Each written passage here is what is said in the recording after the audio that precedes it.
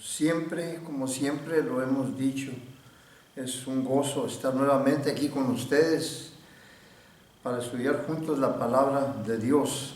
Y Dios les bendiga, muchas bendiciones de parte de Dios a todos, cada uno de ustedes, por estar aquí con nosotros en el estudio de la palabra. Hoy vamos a mirar un tercer y último estudio acerca del milenio. Entonces, la razón por la cual tener cuando menos 3 estudios acerca del milenio, bueno, lo dije en el estudio anterior, muchos cristianos se preguntan cómo va a ser la vida en el milenio. Quizás muchos de ustedes ya las tengan estas preguntas o se las hayan hecho alguna vez. ¿Cómo va a ser la vida en el milenio? ¿Cuáles son las características acerca del milenio? ¿Cuál es el propósito y el por qué es que este reino de 1000 años de duración se tiene que establecer dentro del tiempo y de la historia de la humanidad? Algo que es muy difícil de creer para algunos, pero no para nosotros, los que creemos firmemente de que va a haber un reinado terrenal, corporal y literal del Señor Jesucristo aquí en la tierra y glorioso sobre todas las cosas. Lo creemos firmemente. Entonces, si para algunos es difícil de creer, bueno, para nosotros no, para un servidor de ustedes no, porque yo me gozo grandemente. Desde que yo empecé a estudiar profecía, a mí siempre me ha fascinado este tiempo en que nosotros como iglesia vamos a estar ahí con el Señor reinando.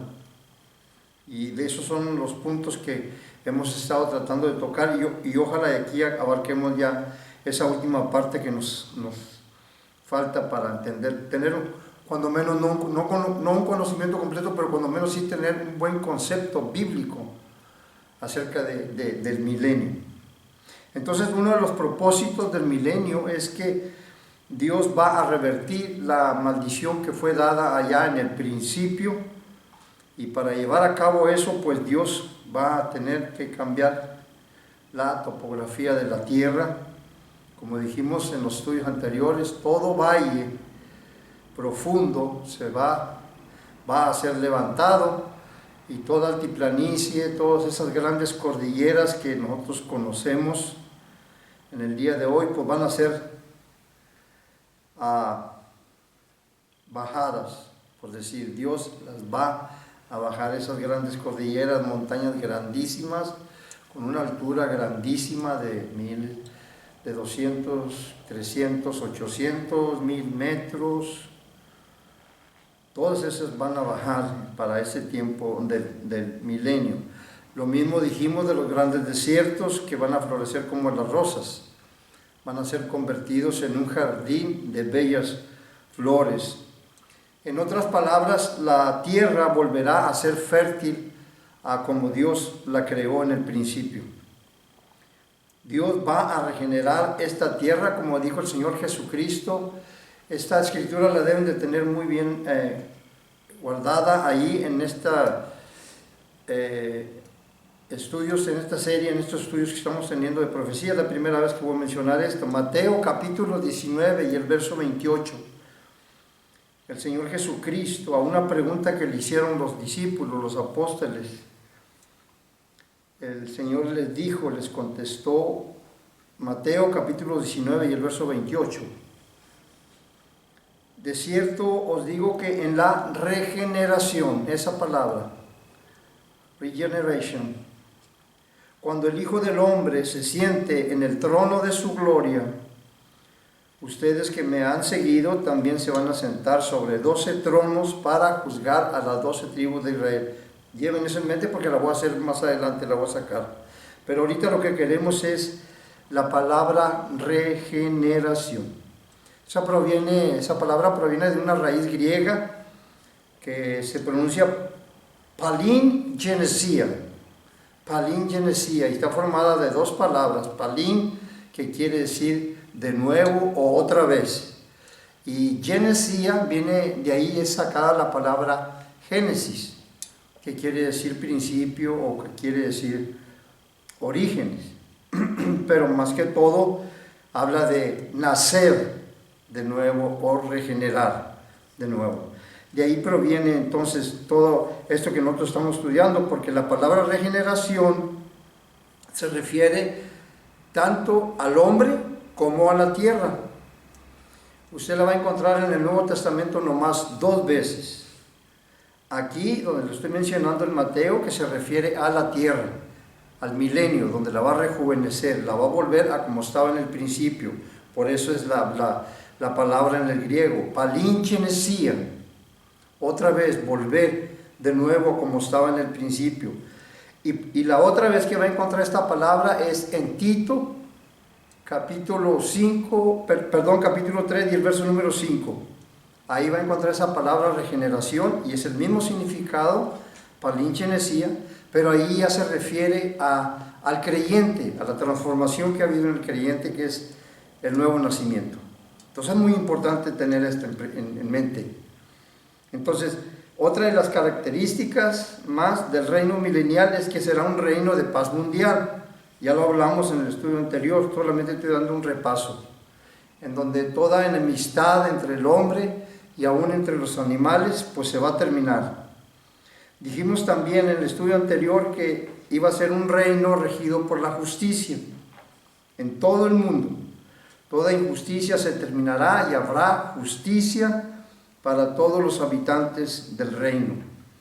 Será también un tiempo en donde la buena salud prevalecerá, una salud perpetua.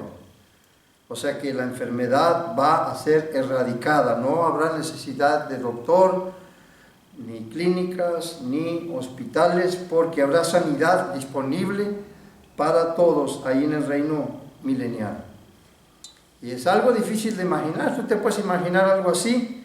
Quizás ahorita estés diciendo, pues quién sabe, o a lo mejor sí, bueno, pues vale más que lo creas, porque así va a ser ahí en el tiempo del milenio. Miren un pasaje para esta parte, esta característica de la salud perpetua o la salud perdurable, en Isaías capítulo 35 y el verso número 6. Isaías capítulo 35 y el verso número 6. Miren lo que dice ahí. Entonces los ojos de los ciegos, otra vez lo voy a repetir, Isaías 35, verso 6. Entonces los ojos de los ciegos serán abiertos y los oídos de los sordos se abrirán. Entonces los cojos saltarán como un ciervo y cantarán la lengua del mudo. A simple vista parece que está escribiendo el ministerio terrenal del Señor Jesucristo, ¿verdad? Cuando estuvo con nosotros aquí en la tierra. Pero no, está hablando del milenio. En todo caso, cuando él hizo estas señales en su ministerio terrenal, eran señales mesiánicas para que el pueblo judío entendiera que él era el Mesías que estaban ellos esperando. Y eso es lo más tremendo. El pueblo judío, usted está hablando de un pueblo, una nación que tiene todo el Antiguo Testamento memorizado. Los fariseos, los escribas, aún la gente del pueblo judío, desde muy jóvenes, desde los 12 años está en la sinagoga, y una de las características para ser presentado el joven de 12 años en la sinagoga y ya ser considerado un adulto, porque en la cultura judía no hay niñez, no hay juventud o joven, es niñez y adultez. Entonces de la niñez ya va a pasar a la adultez. A los 12 años en la sinagoga él tenía que recitar las escrituras del Deuteronomio, del Número, de Éxodo, que forman lo que se llama el Shema, y varias otras escrituras más, tenían que memorizarlas. Entonces, tanto el pueblo judío como los escribas, fariseos, todos ellos tenían grabadas estas escrituras acerca de la venida del Mesías. ¿Por qué no pudieron conocerlo si les hizo todo esto? Aparte les estaba diciendo, esto es solamente una probada, el sanar a los paralíticos, dar vista a los ciegos, a los sordos, que vuelvan a oír, a los mudos, el hablar, a los demonios, sacar, todo esto les estaba diciendo, en el milenio va a ser erradicado, no va a haber nada de esto. Esto se está llevando a cabo aquí. Es más, según las estadísticas, los historiadores dicen que cuando el Señor Jesucristo terminó su ministerio aquí en la tierra, acabó con la enfermedad en Israel. Y sí lo creo, porque si ustedes leen los evangelios, habla de cuando las multitudes venían para que el Señor los sanara, y tanto Lucas como Mateos y Marcos mencionan, y sanó a todos los enfermos que le trajeron. Entonces yo lo creo, erradicó la enfermedad en ese tiempo en Israel, porque esa era la prioridad, sanar a los enfermos. Isaías capítulo 61, que fue lo que recitó el Señor Jesucristo ahí en la sinagoga, en Lucas capítulo 4 y el verso 18, ni así lo entendieron. Vine a sanar a los oprimidos por el diablo y a los quebrantados de corazón y a predicar el año. No pudieron entenderlo. La prioridad de ellos les estaba diciendo: ustedes están esperando a alguien que los saque de la presión romana y todo eso, pero yo no vine a eso hoy. Yo vine a algo que es prioridad, la enfermedad. No había cura para enfermedades. La gente moría muy joven. No era anormal que los jóvenes murieran de 20, 25 años. Y aún los que llegaban a una edad de 50, 60. No había cura para la enfermedad. Él erradicó toda la enfermedad. Entonces es una tragedia que no hayan entendido verdaderamente el mensaje del Señor Jesucristo, que en el milenio iba a ser erradicada por completo la enfermedad. No va a haber enfermedad. Y esa es una de las razones por las cuales la población en la tierra en ese tiempo del milenio va a crecer abrumadoramente. Durante los primeros años, ahí se va a ver, luego va a crecer la población. ¿Por qué? Porque en el reino milenario la vida física será prolongada. Oh, eso está tremendo, ¿no? Se va a volver a vivir como en los tiempos que se vivieron en la primera parte de la Biblia. ¿Cuál es la primera parte de la Biblia? Antes del diluvio. O sea, llegar a una edad de Matusalén. Les voy a decir una cosa, van a pasar a Matusalén. Matusalén llegó a 960 años. Y en el milenio va a haber gente que va a cumplir los 1000 años y van a pasar del tiempo. Cuando se termine el milenio, es una etapa de transición, porque al terminar el milenio se termina el tiempo y entras a una eternidad, después de esa batalla, esa rebelión que va a hacer Satanás con los que se le van a juntar para la última batalla con Dios. Pero vas a entrar ya a una eternidad. Entonces, gente va a cumplir los 1000 años y van a pasar de ahí del tiempo a una eternidad, y van a ser sus cuerpos glorificados y van a entrar a formar parte de la nueva Jerusalén, la celestial. Eso está tremendo. A mí me fascina mucho, porque fíjense, Matusalén supuestamente es el hombre que ha vivido más en esta tierra que estamos viviendo en este tiempo, ¿verdad? 960 años. Adán vivió 930 años, pero si ustedes miran bien, les voy a hacer una pregunta y a lo mejor no lo han visto. Fíjense la edad que vivió Noé, y Noé vivió más tiempo que Adán. No, vivió 950 años. Noé, porque después del diluvio él fue que tuvo nietos, tuvo hijos y tuvo más todavía. Después del diluvio vivió, dice ahí, les dije yo en el estudio anterior que estudiaran bien eso, capítulo 7 y el capítulo 8. En el capítulo 7 dice que en el año 600 la lluvia, las aguas empezaron a caer sobre el arca. En el capítulo 8, y no me acuerdo el verso, pero ahí dice que en el año 601 de Noé ya se esparció toda el agua y el arca quedó anclada en el monte Ararat.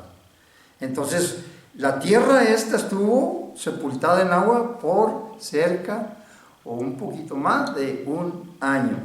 Pero dice ahí en el mismo capítulo 8 que fueron 300 no sé cuántos años más que vivió Adán después de que bajó del arca. Entonces él vivió, yo hice cuentas, y él vivió 950 años.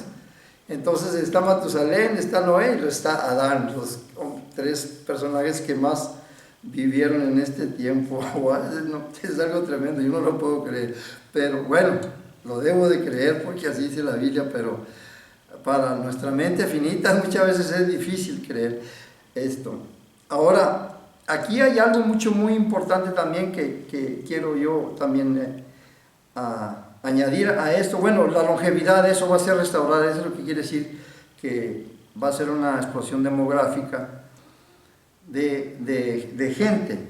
En el milenio va a haber gente que va a vivir, pues como les digo, más de 1000 años.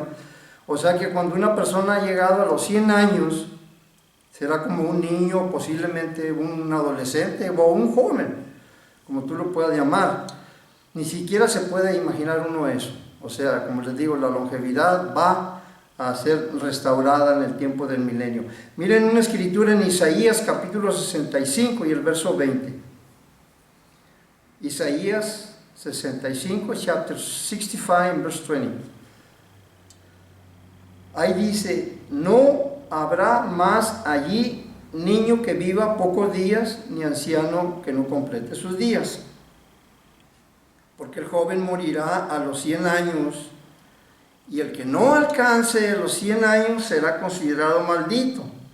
Aquí entra una pregunta, ¿por qué no llega a los 100 años? Bueno, porque peca, y si peca va a morir inmediatamente. El juicio viene inmediatamente, y eso es lo que vamos a estar ahorita tratando.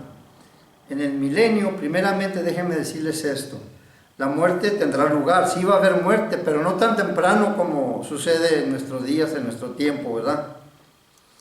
En el reino una persona pecadora puede morir a los 100 años y va a ser considerado como un niño, un joven o un adolescente que sufrió una muerte prematura. Así, ¿verdad? Se le dice a los bebés, a los niños cuando mueren, ¿verdad? Una muerte prematura, mucho antes de que alcance a vivir una vida. Bueno, así va a ser considerada la muerte de una persona de 100 años. Y hablando del pecador, que es el que va a morir, porque el juicio se va a llevar a cabo instantáneamente.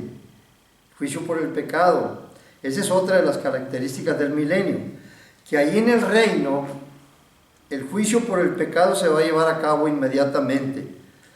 Y el pecador, para que más o menos entiendan algo de lo que les estoy diciendo, el pecador muere y es enviado con su cuerpo adaptado sobrenaturalmente al lugar de castigo, porque no hay cementerio, no va a haber cementerio, no va a haber funeraria y ya no hay resurrección, porque ya se llevó a cabo la primera resurrección y la segunda resurrección es después del milenio. Todo pecador, toda persona que no quiso tener a Dios en su vida, rechazó el Evangelio, rechazó al Señor Jesucristo, ellos van a formar parte de la segunda resurrección. Estas personas que pequen en el milenio van a morir inmediatamente, una muerte súbita, instantánea, y con el cuerpo van a ser trasladados al lugar de castigo y de ahí van al destino final, que es el lago del fuego, pero van a pasar por el trono blanco, perdón. Ahora ponga atención a esto que le voy a decir, esto es muy importante. Todas las personas que entran en el milenio son salvas. En el milenio no van a entrar más que personas salvas. Y estas personas van a entrar al milenio con cuerpos así como el que usted trae y yo traigo. Y nosotros, estas personas, al entrar al milenio con cuerpos como el que usted y yo tenemos, pues ellos se van a casar, van a tener una vida familiar, van a tener familia, van a tener hijos, van a tener hijas, pero la cosa es que tanto los hijos como las hijas que nazcan de ellos tienen que creer y nacer de nuevo, porque ese es el requisito para entrar en el reino de Dios. ¿Se acuerdan? Lleven presente lo que dijo el Señor Jesucristo a Nicodemo, Juan capítulo 3, verso 6. Si no naces de nuevo, no puedes entrar en el reino de Dios. Claro que nosotros lo entendemos, que por haberse pospuesto el reino terrenal que Él venía, y siempre se ha dicho, cuando Él hizo su entrada triunfal del Señor Jesucristo en Jerusalén, si la gente lo hubiera recibido como el Mesías, en ese mismo momento se hubiera establecido este reino que estamos hablando del milenio. Así de sencillo. si lo hubieran aceptado como el Mesías. Por eso les digo que de la entrada triunfal a Jerusalén, bueno, la Biblia no lo dice, son los expositores bíblicos y todos nosotros que oímos en eso y que la entrada triunfal, pero de entrada triunfal no tiene nada. Porque si ustedes leen ahí, Mateo es el único que menciona la entrada a Jerusalén. Marcos y Lucas lo mencionan nomás antes de entrar, y en Lucas menciona, él se puso a llorar por la situación de Israel. Y Marcos nomás habla del camino donde lo traían, esa gente que venía con él, porque él salió de Jericó, pasó por Betania y todo eso para llegar a Jerusalén. La gente en el camino es la que le gritaba Hosana, no la gente en Jerusalén. Acuérdense, Jerusalén está amurallada. La gente que venía con él, las multitudes que se iban uniendo en el traslado desde Jericó hasta Jerusalén, son los que le venían gritando, Hosana, Hosana. Bendito el que viene en el nombre del Señor. Lucas es el que menciona que los fariseos se molestaron. Calla estos hombres. Y fue cuando el Señor les dijo, pues, si ellos callaren aún las piedras, estas me van a alabar. Aleluya.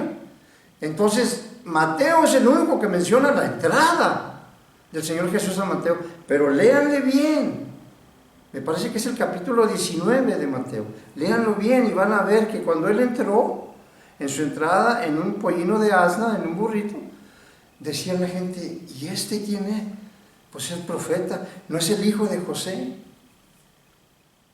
No lo clamaron como Mesías. Los expositores bíblicos de profecía dicen que si Israel lo hubiera aceptado en ese tiempo, en esa misma hora él hubiera establecido este reino que no estamos hablando.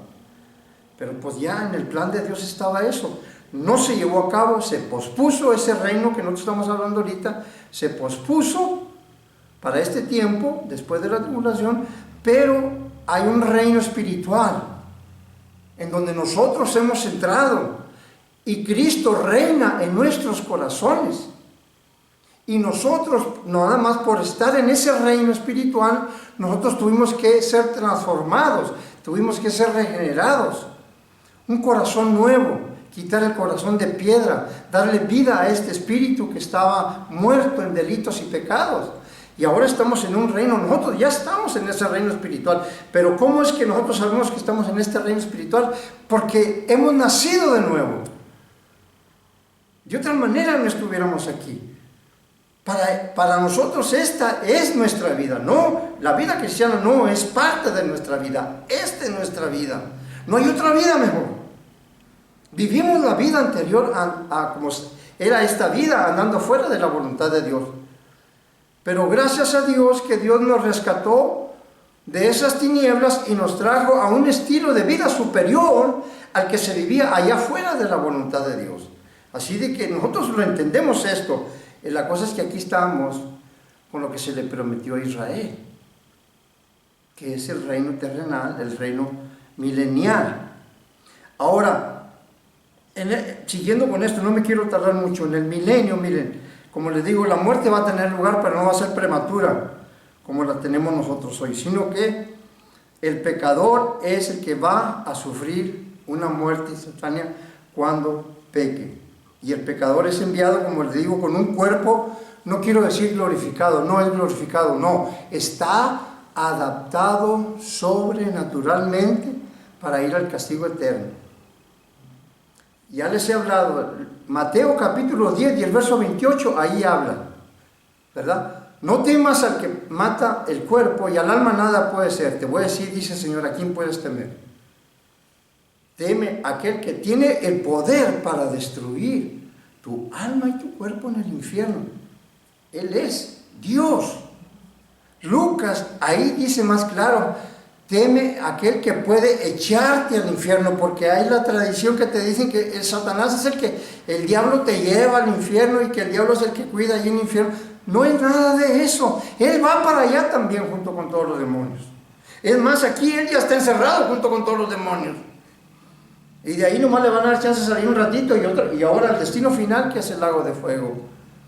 Es muy importante entender eso, porque nosotros que venimos de la iglesia tradicional traemos tradiciones y traemos todo eso tiene que salir. Por eso Pablo en capítulo 12 de Romanos habla de una renovación de nuestra manera de pensar. No creamos que cuando ya nos convertimos, como que Dios saca un cassette de aquí que tenemos en la mente de las cosas que no te hicimos, las cosas de ella, y muerte uno nuevo y ahora sí, wow, ahora sí ya no es así. La batalla está aquí en la mente. Lo batallamos. Bastante batallamos. Ahora, entonces, les digo, muchas personas, todo el matrimonio que tenga familia, ahí en el milenio, sus hijos, sus hijas van a tener que creer y nacer de nuevo, pero van a haber otros que van a aparentar creer y que nacer de nuevo, pero va a haber otros que no van a creer de plano y no van a nacer de nuevo, no van a querer. En otras palabras, van a ser tres tipos de personas que van a nacer en el milenio. Pónganme atención en esto, por eso les digo, pongan atención en esto. Los primeros, los que creen y nacen de nuevo. Va a haber otros que van a nacer de las familias que entraron salvas, que van a aparentar creer y aparentar que nacieron de nuevo. Y va a haber un tercer tipo de personas que de plano no van a creer. Entonces, estos que de plano no van a creer son los que se van a rebelar y van a pecar en el milenio y van a morir instantáneamente. Ahí va a ser una muerte, como les digo, una muerte súbita. Ahí se va a cumplir literalmente Romanos capítulo 6 y el verso 23, donde dice que la paga del pecado es muerte. Ahí está hablando, por decir, vamos a decirlo, aplicándolo a nuestras vidas, está hablando espiritualmente, porque dice que la paga del pecado es muerte y la dávida de Dios, el regalo de Dios es vida eterna. Entonces, la paga del pecado es muerte eterna. Está hablando de una muerte eterna. Y el regalo de Dios, la dávida de Dios, es vida eterna. Pero aquí se va a cumplir literalmente esa. Físicamente va a morir inmediatamente cuando peque ahí en el milenio. Y los otros, los que aparentan creer y van a querer aparentar que nacieron de nuevo, pues a Dios no lo vas a engañar. Y menos al Señor Jesucristo, que ahí va a estar en el reino. Pero se van a portar bien y no van a pecar, porque saben que pecando van a morir. El asunto es que estos segundos tipos de personas son los que se van a unir a Satanás en la rebelión cuando él sea suelto del abismo junto con los demonios para la última rebelión contra Dios. Y eso lo vamos a ver ahorita en unos momentos. Además, miren, vamos de una vez ahí. Apocalipsis capítulo 20, el verso 7 al 10.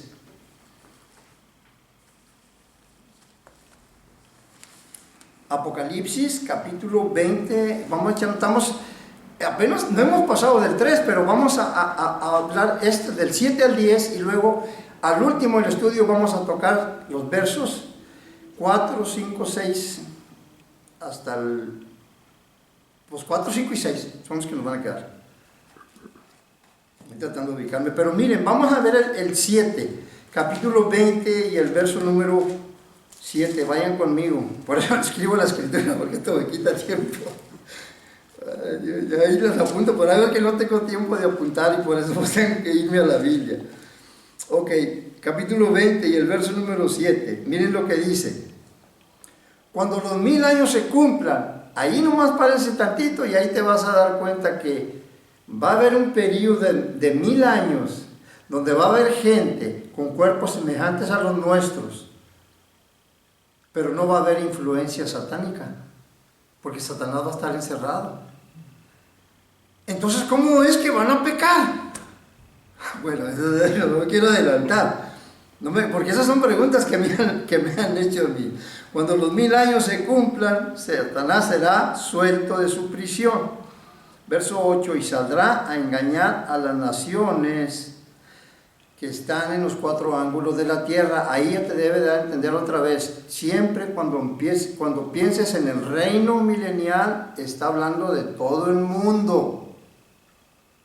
Por eso es que nosotros vamos a reinar. Se nos van a asignar partes donde vamos a gobernar, a evaluar. pero habla de juzgar y muchos se confunden con esa palabra, y voy a más adelante acabar con este estudio para poderlo aclarar, para que podamos entender eso. Pero miren lo que dice, y va en el verso 8, y saldrá a engañar a las naciones que están en los 4 ángulos de la tierra. Pues verdad, usted lo entiende, los 4 ángulos de la tierra, ¿verdad? Norte, sur, este y oeste. Está hablando de todo el planeta. Ahora, la pregunta también aquí, ¿qué hace? ¿A quiénes son los que va a engañar del milenio? A los segundos que aparentan creer y que no nacen de nuevo. Se van a portar bien en el milenio, no van a pecar, porque saben que si pecan inmediatamente mueren. Pero van a creer que así se la van a poder llevar. Pero en la salida, cuando suelten a Satanás junto con sus demonios, los va a engañar a ellos y los va a juntar para la rebelión contra Dios. Y miren lo que dice: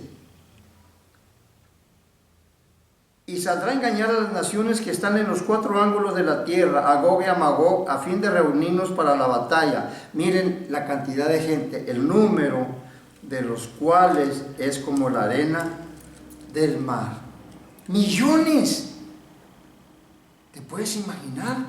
Gente del milenio que se unan a Satanás. Bueno, ya te lo estoy explicando. Va a haber 3 clases de gentes. Los que verdaderamente nacen de nuevo, ellos siguen fielmente la ley de Dios, no transgreden la ley, porque ahí está el Rey, el Señor Jesucristo. Están estos segundos que van a creer que van a engañar al Señor Jesucristo y a Dios, pero no lo están engañando porque son parte del plan.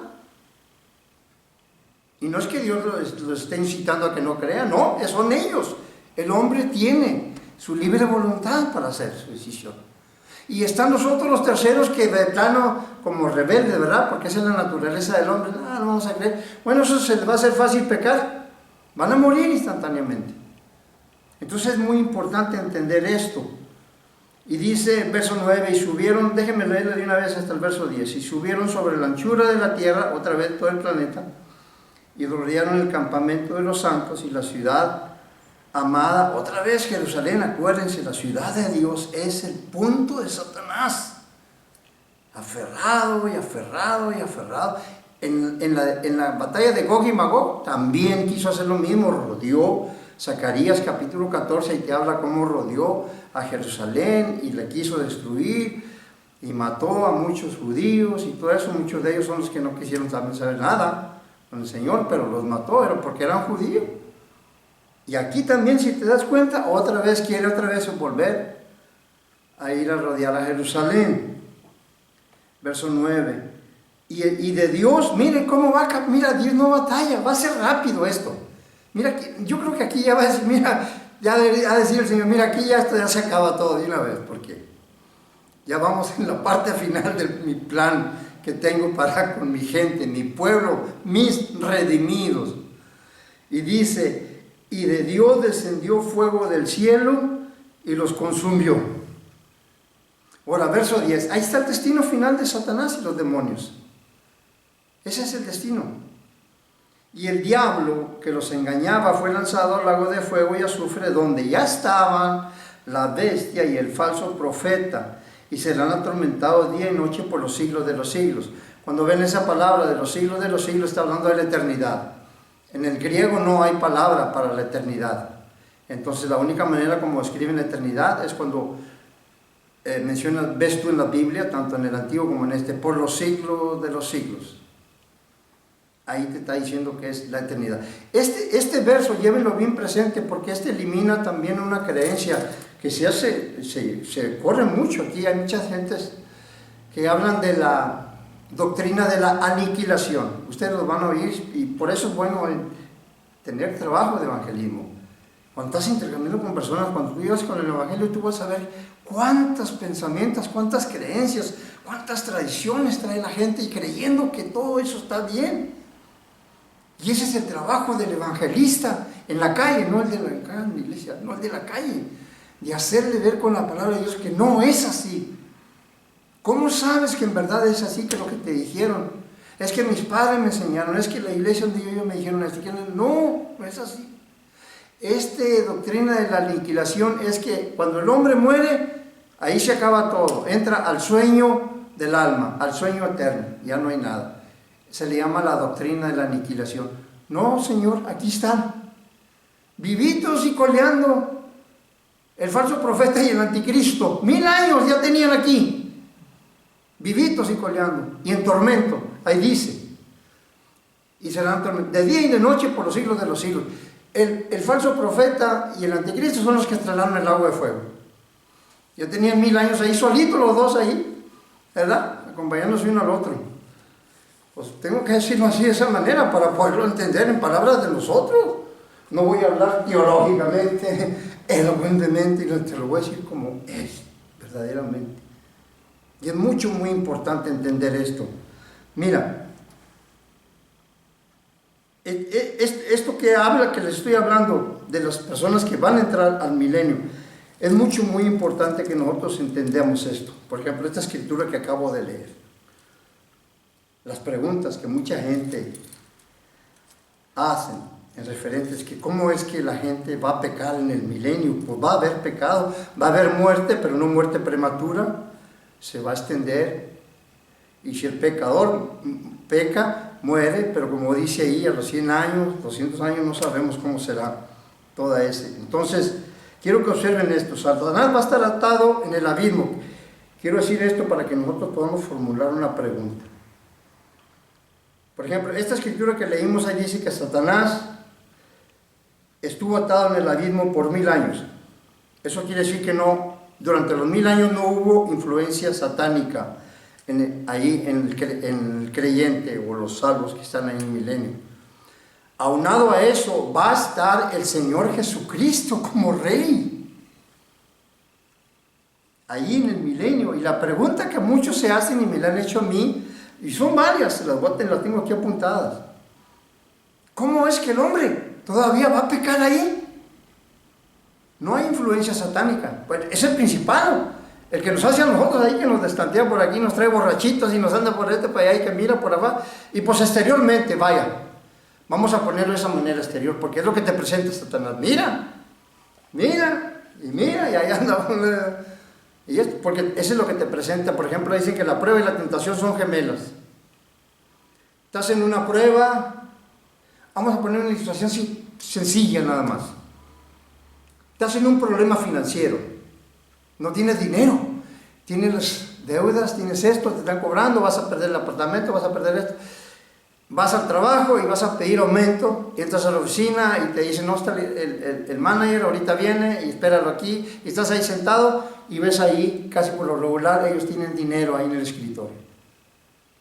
Ves ahí un fajo de billete y vas y ahí está la prueba, ¡pum! ¡Va! Exterior. Y luego viene Satanás, te la presenta exterior y luego ahí mismo viene la tentación en la mente y te dice Satanás, ahí está la solución para tu problema. Nadie se va a dar cuenta de que tú lo agarraste. No, así como que nomás estabas y, oye, que no está el dinero, no, pues quién sabe, vámonos. Y si tú caes a eso, pues ahí mismo ya caíste en la trampa de Satanás. O sea, por eso te digo, viene la prueba y la tentación viene enseguida, son gemelas. Estudia el libro de Santiago y vas a ver que la prueba y la tentación, inmediatamente viene. Bueno, aquí no va a haber nada de eso. Entonces, ¿de dónde viene que el hombre ahí en el milenio peque? Otra pregunta que también me hacen es, ¿qué nos quiere decir la enseñanza del milenio en cuanto al ser humano? ¿O a quiénes son a los que Satanás va a engañar? ¿A los salvos o a los no salvos? Bueno, ya se las contesté, ¿verdad? A los que aparentan creer y nacer de nuevo, a esos son a los que va a engañar. Esa ya se las contesté. Porque cuando Satanás sea suelto, todavía va a haber gente que lo va a seguir. ¿Quiénes van a ser? Esta gente que aparentaron creer y nacer de nuevo.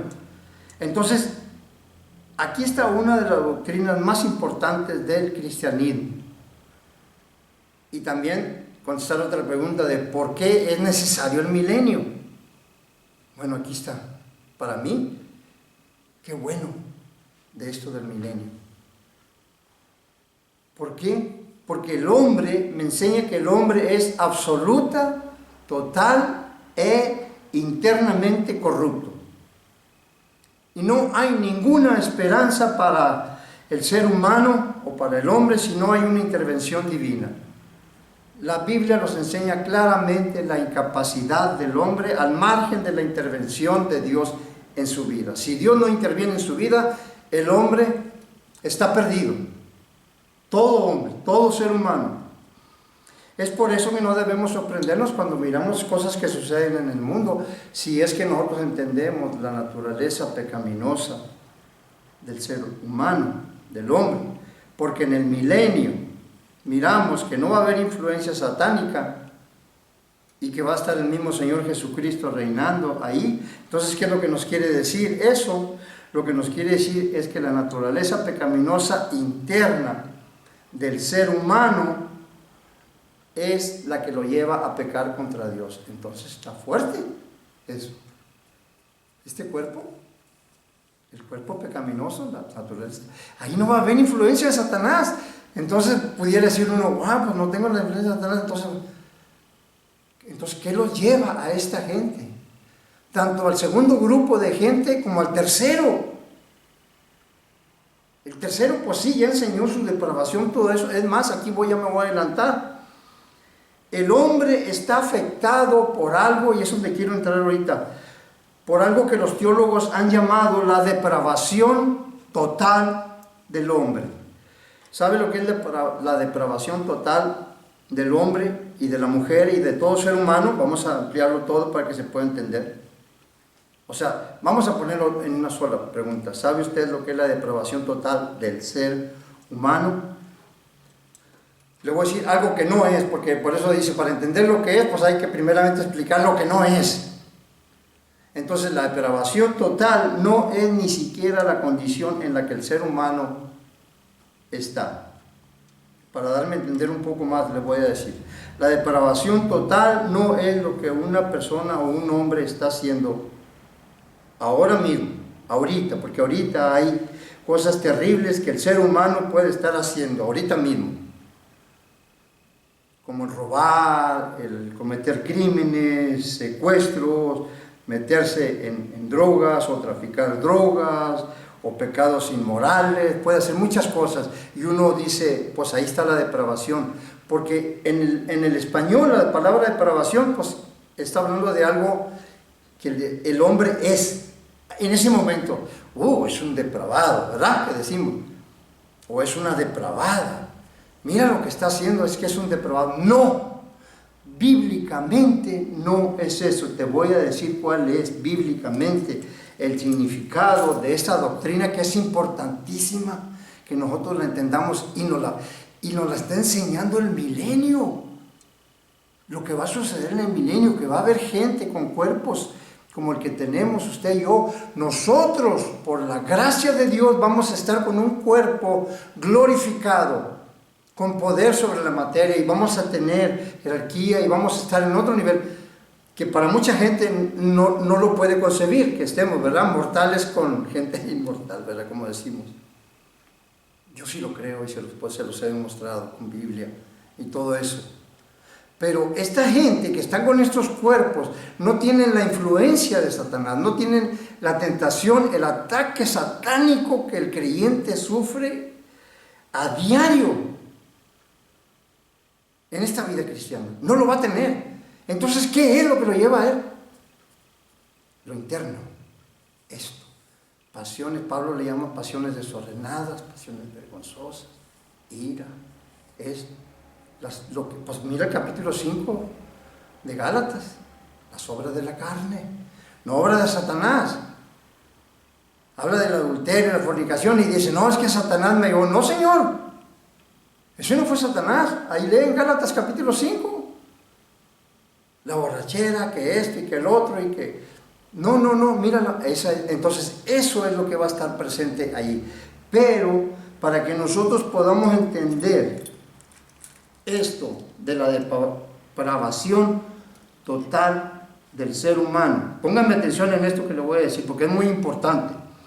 La depravación total no es, pongan esto es lo negativo, lo que no es lo que el ser humano está haciendo ahora mismo, sino lo que es capaz de hacer en cualquier momento.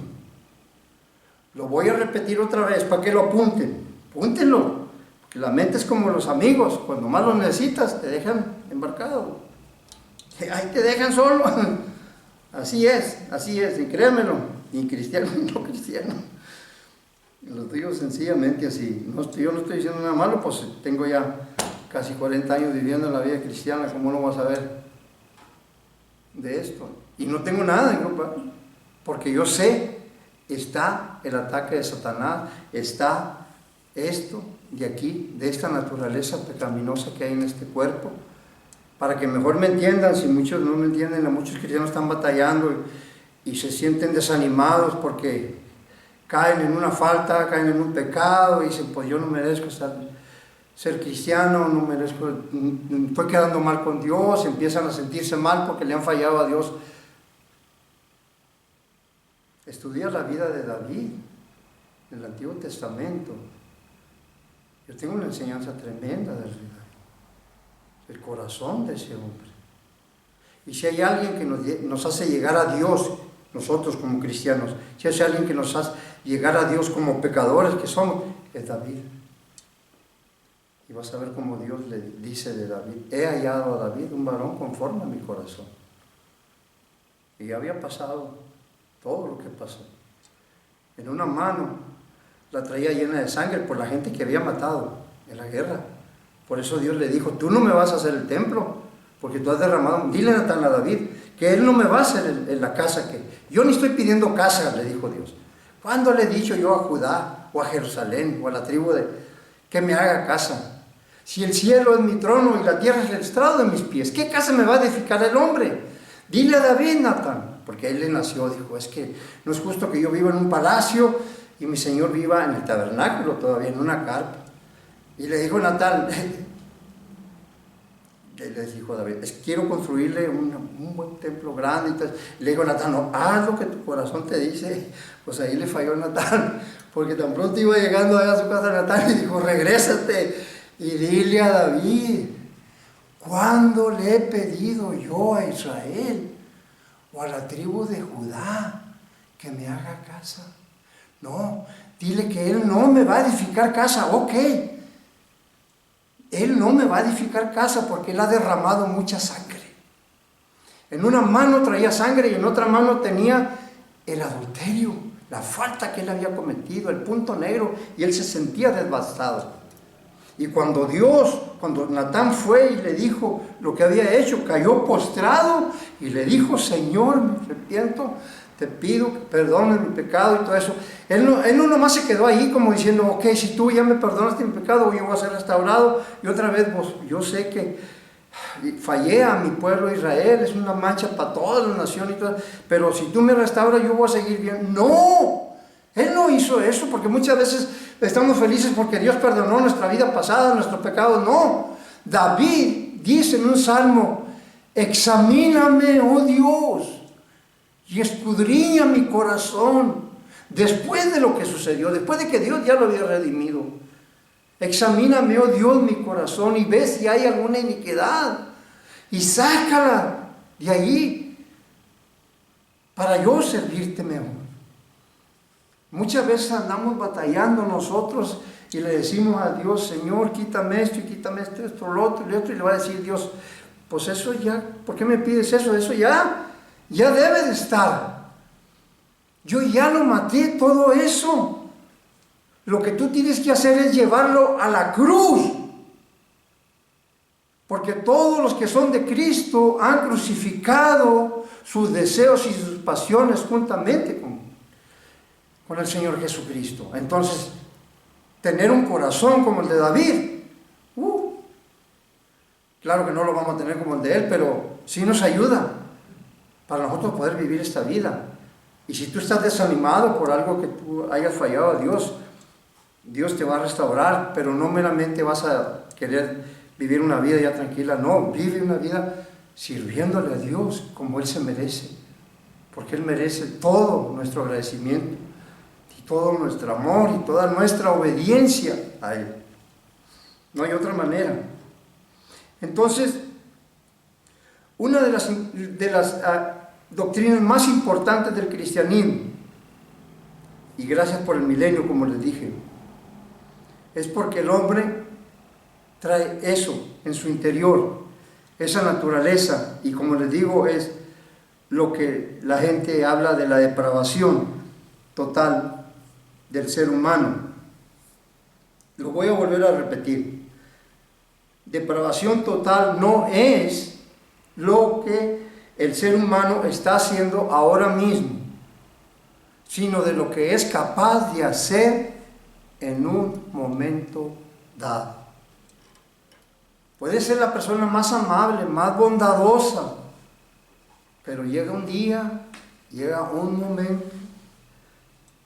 como lo que vemos ahorita, la situación que estamos viviendo en el mundo está. Por eso les digo, no nos debe de sorprender a nosotros como cristianos.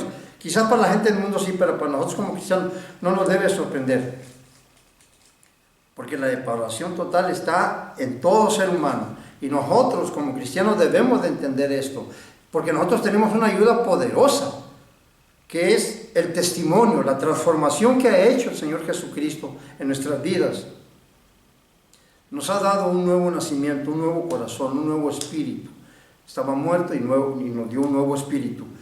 Y tenemos su palabra morando en nosotros, tenemos su Espíritu Santo, Él ha venido, y eso es lo más importante, que Jesús, el Señor, el Dios y Padre y el Espíritu Santo vengan a morar dentro del creyente. Ese es algo poderoso. Entonces tenemos mucha ventaja nosotros para hacerle frente a esa depravación que está en este cuerpo.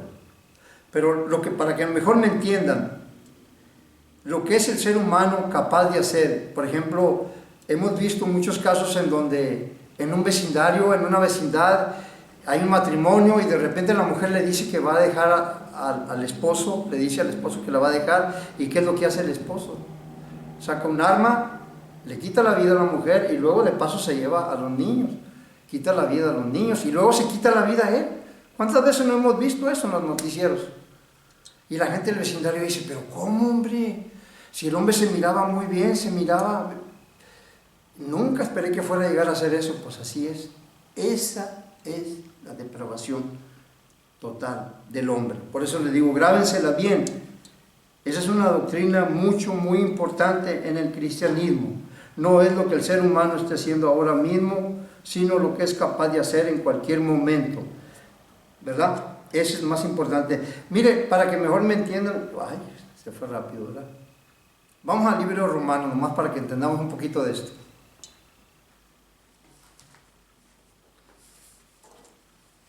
Romanos capítulo 1, ahí nos habla Pablo de lo que es la depravación total del ser humano. Romanos capítulo 1. Bueno, los iba a llevar al verso 18, pero miren el verso 17. Porque en el Evangelio la justicia de Dios se revela por fe y para fe, como está escrito. Mas el justo por la fe vivirá. En el Evangelio la justicia de Dios se revela. ¿Qué es lo que se revela en el Evangelio? Algo que Dios requiere, que Dios demanda y que Dios exige para todo aquel que quiera llegar y que vaya a estar delante de su presencia. La justicia de Dios. Si una persona no está revestida, no está cubierta con la justicia de Dios, no va a poder estar enfrente de Dios. Y no una justicia parecida a la justicia de Dios, no una justicia más o menos, sino una justicia igual a la de Dios. ¿Y quién es el que tiene una justicia igual a la de Dios? El Señor Jesucristo. Y por eso dice la Biblia que los que son de Cristo están revestidos. Estamos revestidos con la justicia de Cristo. ¿Cuál es la justicia de Cristo? La vida perfecta que Él llevó a cabo. Por eso es importante entender todo eso, lo de la doctrina. La doctrina nos enseña, nos hace a nosotros saber que le servimos a un Dios vivo y verdadero, y nos hace saber por qué Dios envió a su Hijo. El asunto no es saber si Jesús es hijo de Dios, sino en qué sentido es hijo, porque Jesucristo es Dios. Dios manifestado en la persona del Señor Jesucristo. Pero ¿en qué sentido Jesucristo es hijo de Dios? Porque tuvo que nacer de mujer. Gálatas capítulo 4 y el verso número 4 dice: mas llegado el cumplimiento del tiempo, Dios envió a su Hijo, nacido de mujer. Y ahí es declarado hijo de Dios. Y en ese sentido, Jesús es hijo de Dios. Y Él vino para vivir una vida cumpliendo la ley, porque dice ahí en Gálatas capítulo 4 y el verso 4, que no lo terminé, dice: llegado el cumplimiento del tiempo, Dios envió a su Hijo nacido de mujer y, que dice, sujeto a la ley de Dios. Súbdito. Que Él cumplió la ley perfectamente, la ley que ningún ser humano, ningún ser mortal puede cumplir. Ni la cumplió el pueblo de Israel, ni la cumple todavía, nadie la va a cumplir. El único que la vino a cumplir fue el Señor Jesucristo. Y esa es la vestidura que nosotros vamos a llevar. La obediencia de Él, el amor hacia Dios, perfecto todo, y cumplir la ley perfectamente. La ley no fue dada para salvar a la persona, sino para darnos a conocer que estábamos muy lejos de poder vivir el estándar de vida que Dios ha puesto en su palabra para todo ser humano. Es lo que dice San Pablo en Romanos capítulo 8 y el verso 3, que lo que era imposible para la ley, ¿qué es lo que era imposible para la ley? Salvar. La ley no puede salvar a nadie. La ley te muestra el pecado. Pablo dice: yo no sabía que la codicia era pecado si la ley no me hubiera dicho. Y yo sin la ley viví en un tiempo creyendo que estaba sirviendo a Dios, pero cuando conocí la ley me encontré que estaba muerto. Pablo no sabía que estaba muerto cuando andaba persiguiendo a la iglesia. Y eso es importante, es una doctrina importante, por eso queremos entrar enseguida de esto a la serie de la doctrina, dile esto, de la doctrina y los principios bíblicos, porque esos son los que nos ayudan a nosotros. Pablo no sabía que estaba muerto, hasta que tuvo ese encuentro con el Señor, y ahora él ya, una cosa tremenda lo de Pablo. Es más, para que mejor me entiendas, este mundo está dividido en dos clases de gente: los que están muertos en delitos y pecados, y los que han muerto al pecado. Hay una gran diferencia ahí.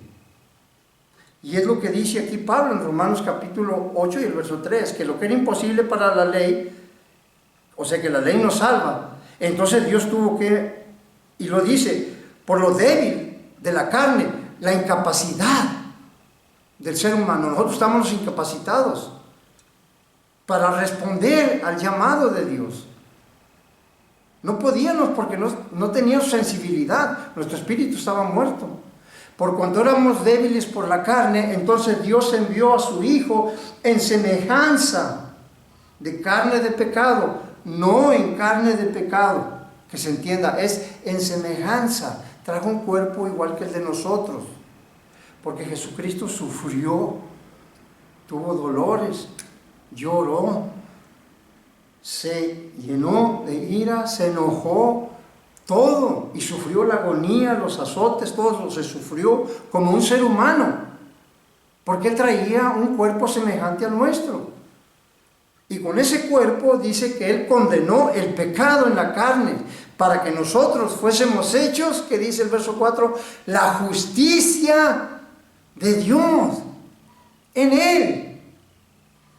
Ahora nosotros sí podemos decir que este verso en el Evangelio, porque ese es el Evangelio, cuando la persona recibe el Evangelio, recibe la vida, porque está muerto en delitos y pecados, y recibe el poder que le da vida, y recibe la justicia de Dios, para cuando un día tenga que estar delante de Dios, no va a haber ningún problema.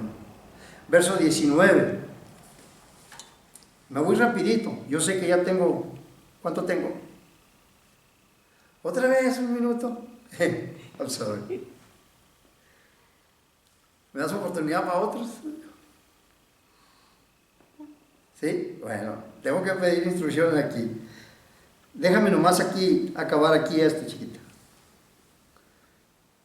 Nomás, hay dos cosas que se revelan. En el Evangelio se revela la justicia de Dios, que necesita el ser humano. El ser humano necesita el Evangelio, todo ser humano. Y en el verso 18, mira, porque la ira de Dios se revela desde el cielo contra toda impiedad e injusticia de los hombres que detienen con injusticia la verdad. ¿Cuál verdad? De que existe Dios. Y esa palabra está tremendo. Mira el juicio que viene. La palabra ira es juicio. Y por todo lo que va a narrar, porque la razón que me vine yo para acá, y eso lo vamos a dejar en el otro estudio, la razón que me vine para acá es para hablar de la depravación total del ser humano y que nos afecta a nosotros como cristianos también todavía. Entonces, en este verso 8 habla de, así como en el 17 revela la justicia de Dios en el Evangelio, también es tiempo presente, en este tiempo presente se revela el juicio, y ahí ya van a hablar desde el verso 18 hasta el verso 32, donde termina el capítulo 1 de Romanos. Ahí nos vamos a ir dando cuenta de la depravación total del ser humano y cómo el hombre va en decadencia, va en decadencia, va en decadencia. Y miren, vámonos ahí al verso 32, porque aquí voy a terminar. Miren cómo termina el capítulo 1, en el verso 32. No, perdón, vámonos al verso 29. Verso 29. Romanos capítulo 1, verso 29. ¿Sí lo tienes? Mira. Estando atestados, repletos, llenos el ser humano de toda injusticia, fornicación, perversidad, avaricia, maldad, llenos de envidia, homicidios, contiendas, engaños, malignidades, murmuradores, detractores, aborrecedores de Dios, injuriosos, soberbios, altivos, inventores de males, desobedientes a los padres, necios, desleales, sin afecto natural, implacables y sin misericordia. Son como 25 o 28 pecados grandísimos, y muchos te pueden decir, pero yo no caí tan bajo así. Exactamente, ese es el punto, ese es el significado de la depravación total. No es lo que el hombre es en ese momento, ni lo que está haciendo en ese momento, sino lo que el hombre puede llegar a ser en determinado momento. Este potencial está en todo ser humano. Este potencial está en todo ser humano, que llegado un momento, ¡pum!, sale. Y pues, ya me voy. Ya me dijeron que, no mi esposa, fue mi hija. Ahora te creo. Dios les bendiga y nos vemos en el otro estudio. Está muy interesante, ya quiero acabar, hay mucho. Pero Dios les bendiga y gracias por estar aquí con nosotros. Amén.